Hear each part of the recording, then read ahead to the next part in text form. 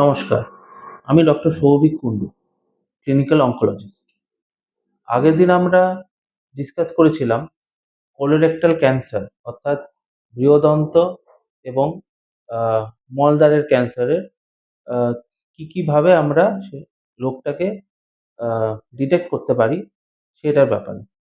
আজ আমরা ডিসকাস করব এই কোলোরেক্টাল ক্যান্সার কিভাবে আমরা ম্যানেজ করব সেই ব্যাপারে আমরা আজকে কিছু কথা বলবো।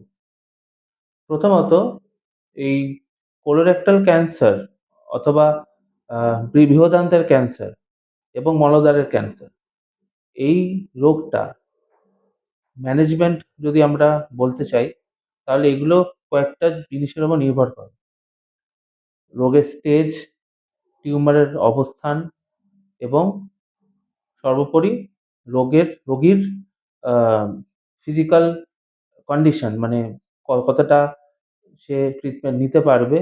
এইসব জিনিসের ওপর মেনলি ডিপেন্ড করে কি কি চিকিৎসা আমরা রোগীকে দেব। ১ নম্বর হলো অপারেশন বা সার্জারি। সার্জারি ৩-৪ রকম হয়। প্রথমত পলিপেক্টমি বলে একটি অপারেশন হয়, যেটাতে কোলোনোস্কোপির দ্বারা আমরা সিঙ্গেল কিছু একটা পলিপ টাইপের কিছু থাকে, সিঙ্গেল টিউমার, সেটাকে আমরা বের করে দিতে পারি। দ্বিতীয়ত কোলেক্টমি বলে একটি অপারেশন হয়, যেখানে আমরা বৃহদন্ত্রের একটি বড় অংশ আমরা কেটে বাদ দিয়ে দিই। ৩ নম্বর লো অ্যান্টিরিয়র রিসেকশন, মানে যদি মলদ্বারের নিচের অংশে যদি ক্যান্সারটা হয়, তখন আমরা এই লো অ্যান্টিরিয়র রিসেকশনের মাধ্যমে আমরা রোগটাকে নির্মূল করার চেষ্টা করতে পারি।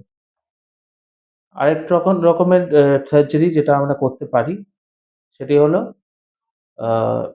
APR, অ্যাবডোমিনো perineal resection. তো এই গেল অপারেশন বা সার্জারির টাইপস কি কি হতে পারে। ২ নম্বর রেডিওথেরাপি বা রেডিয়েশন। রেডিওথেরাপির মাধ্যমে মূলত আমরা রেকটাল ক্যান্সারের ট্রিটমেন্ট করে থাকি। কোলন ক্যান্সারের ট্রিটমেন্টের খুব একটা কিছু রোল নেই। রেকটাল ক্যান্সারের ক্ষেত্রে আমরা রেডিওথেরাপি দিয়ে টিউমারের সাইজটা ছোট করে পরবর্তীকালে যাতে অপারেশন করতে সুবিধা হয় সেদিকটা আমরা দেখতে পারি। ৩ নম্বর কেমোথেরাপি। কেমোথেরাপির মাধ্যমে আমরা কিছু বিশেষ ওষুধ বা কেমো প্রয়োগ করে আমরা টিউমারটাকে ছোট করতে পারি, যাতে অপারেশনের সুবিধা হতে পারে পরবর্তীকালে। অথবা অপারেশন হয়ে গেছে, তারপর অ্যাডজুভেন্ট কেমো, মানে অপারেশনের পরে কেমো দিয়ে যাতে রোগটা আর ফিরে না আসে বা ফেরার রিস্কটা যাতে কমানো যায়, সেদিক দিয়ে আমরা চেষ্টা করতে পারি। অথবা প্যালিয়েটিভ কেমোথেরাপি, যদি রোগটা অলরেডি ছড়িয়ে গিয়ে থাকে বা স্টেজ 4 ক্যান্সার হয়ে থাকে, তখন প্যালিয়েটিভ কেমোথেরাপির মাধ্যমে আমরা রোগীকে যতটা সম্ভব তার আয়ু যাতে আরেকটু বাড়ানো যায় বা তাকে যতটা সম্ভব সুস্থ রাখা যায়, সেই চেষ্টা আমরা করতে পারি। ৪ নম্বর হলো গিয়ে টার্গেটেড থেরাপি। কিছু স্পেসিফিক টার্গেট আমরা আ সেটার আমরা কিছু পরীক্ষা আছে বায়োপসির মাধ্যমে বা আইএসসির মাধ্যমে, সেগুলো পেলে সেগুলো যদি আমরা হাতে পাই, তাহলে সেই টার্গেটেড থেরাপির মাধ্যমে আমরা চিকিৎসা করতে পারি।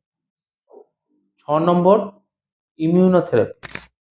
ইমিউনোথেরাপি হলো শরীরের ইমিউন সিস্টেমের এগেইনস্টে আমরা কিছু ওষুধ প্রয়োগ করে কিছু ক্ষেত্রে আ এই কোলোরেক্টাল ক্যান্সারের কিছু টাইপ আছে যেগুলোর ক্ষেত্রে এই ইমিউনোথেরাপি ভালো কাজ করে, এবং এগুলো মেইনলি স্টেজ 4 বা মেটাস্ট্যাটিক কোলন ক্যান্সার, যেগুলো অলরেডি দূরে ছড়িয়ে গেছে, সেইসব ক্যান্সারের ক্ষেত্রে ইমিউনোথেরাপিটা আমরা প্রয়োগ করে দেখতে পারি।